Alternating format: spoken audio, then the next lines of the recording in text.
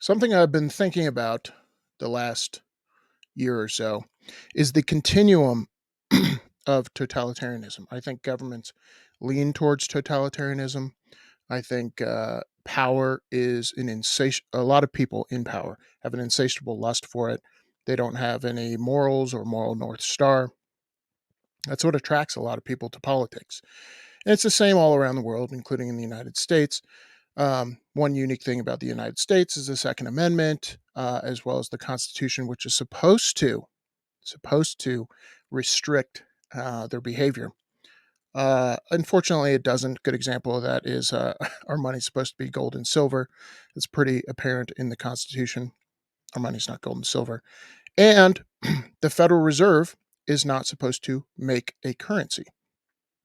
That's supposed to be the Treasury's job.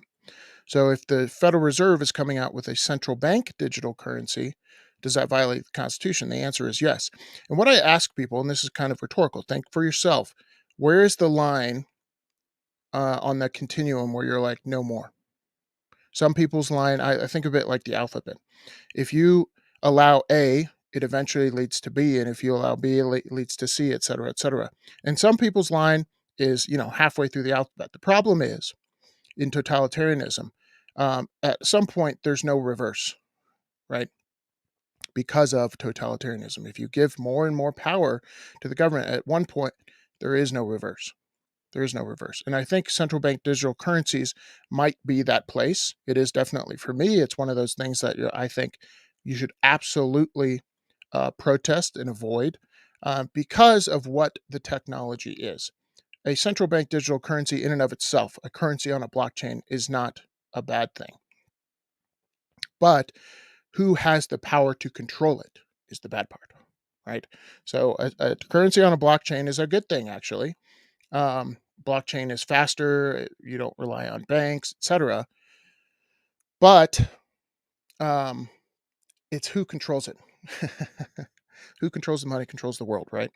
So I wanted to go into this article or this paper that talks about central bank digital currencies and ways to fight them and react to some of these. This is from Mercola. I'll link it in the description below.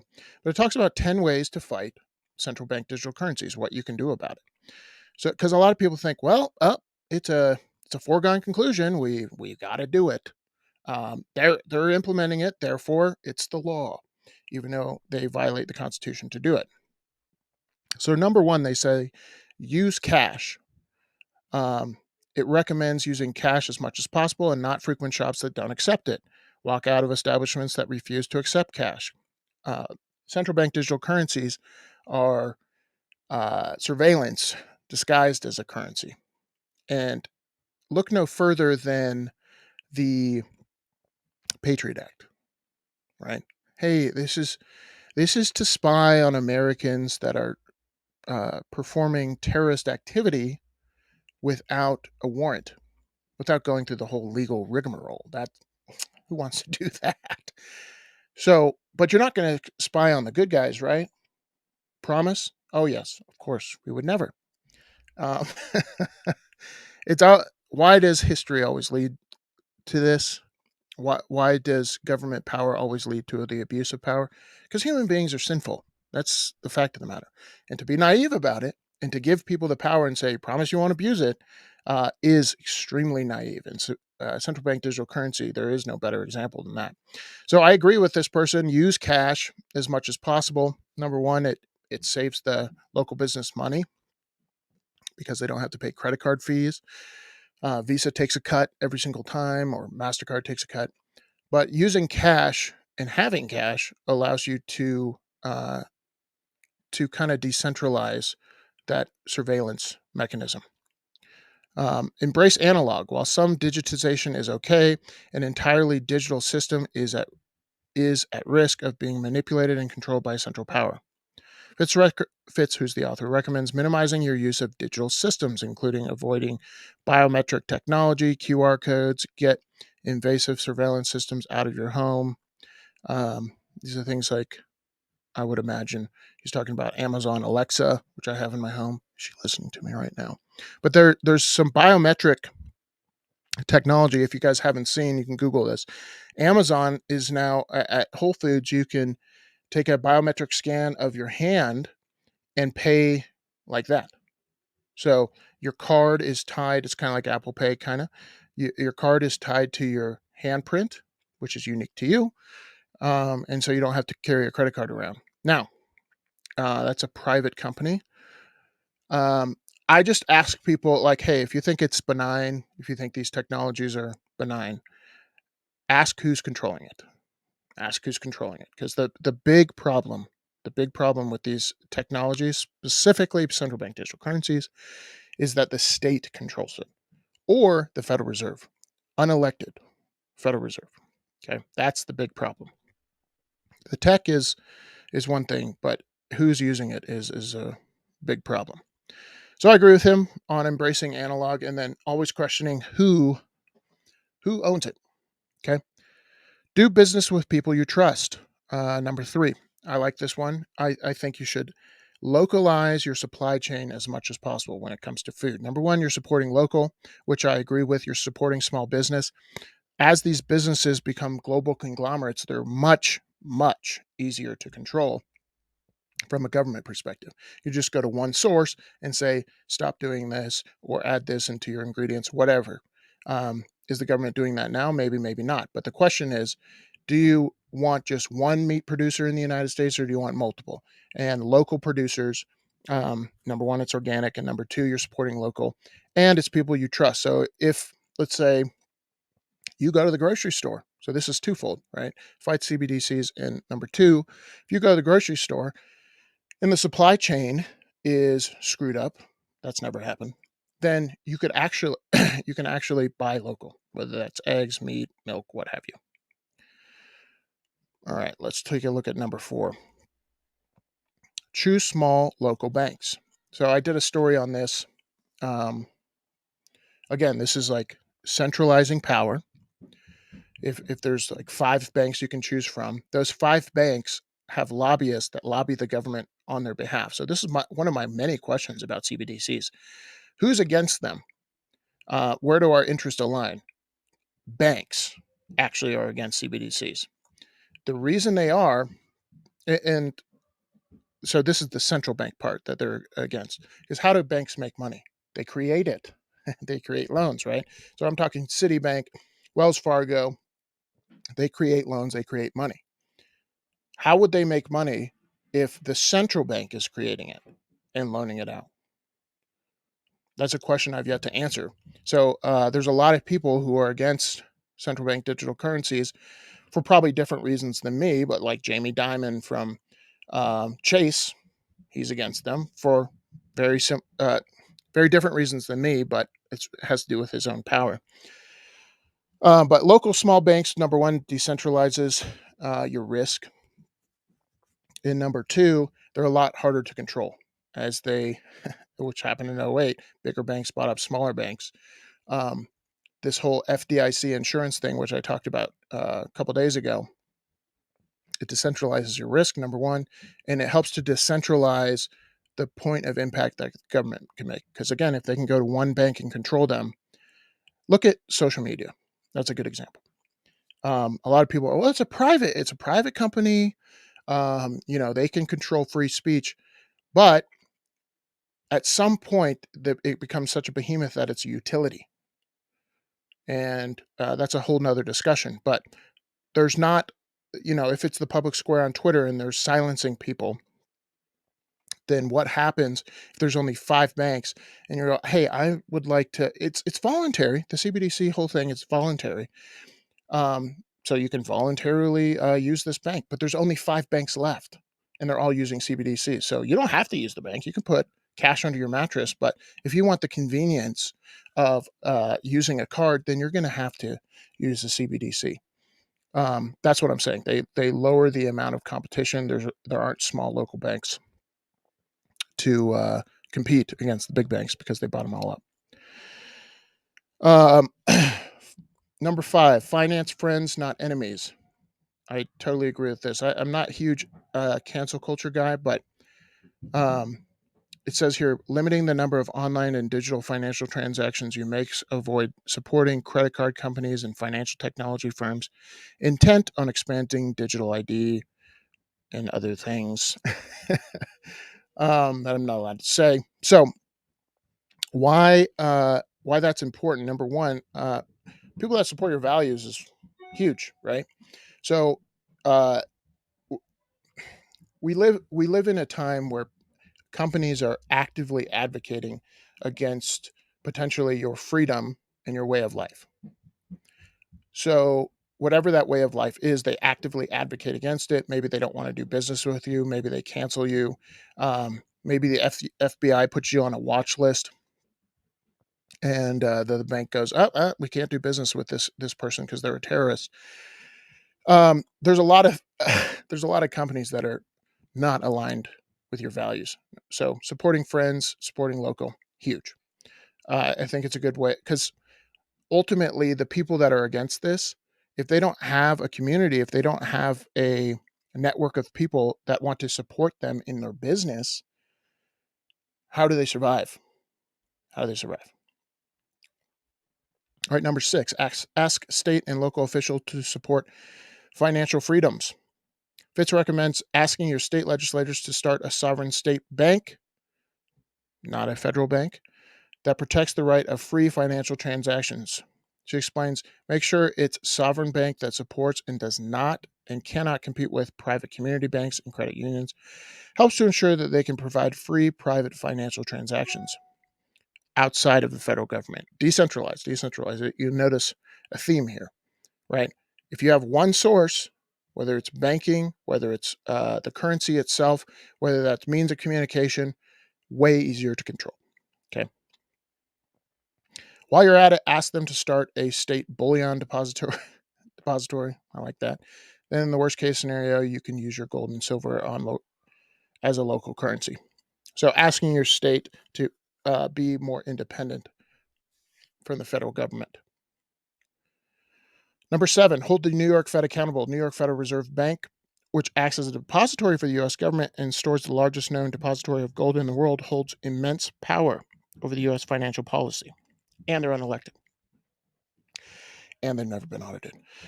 Fitz suggests contacting your congressional representative to demand an audit of the New York Fed. I like this, including tracing 21 trillion in funds missing from the U.S. government, which amounts to 65,000 per person in the U.S., and returning it.